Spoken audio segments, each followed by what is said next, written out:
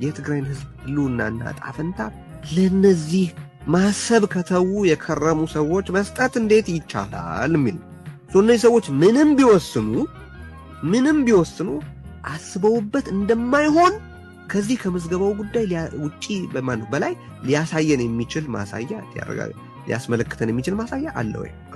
አንድ ይሄንን በጣም መሰረታዊ የሚባል ተራ ጉዳይ ለመረዳት 2 ዓመት ከ7 ወር ከ8 ወር ያባከኑ ሰዎች ውስብስብ የሆነውን የቀጠናውን ጂኦፖለቲካል ኢንትሪካሲ ይገነዘባሉ ብላችሁ የምታስቡት እንዴት ነው?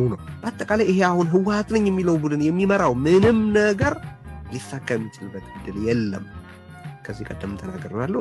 ሻዕቢያ የተመሰረተው በትግራይ ጥላቻ ነው። በአጠቃላይ በኢትዮጵያ ግን ደግሞ በተለይ በትግራይ ጥላቻ ላይ ነው የተመሰረተው።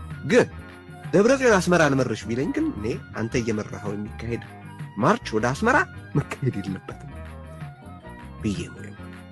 ምክንያቱም ሳይጀመር የሞተን እንቅስቃሴ አሁን ያለው የህወሓት ሂደት ዴድ ሆርስ ቲዮሪ በትክክል የሚሰራው በነገራችን ላይ ህወሓት ነው። ከዚህ በኋላ ህወሓትን እንዲህ ብታረገው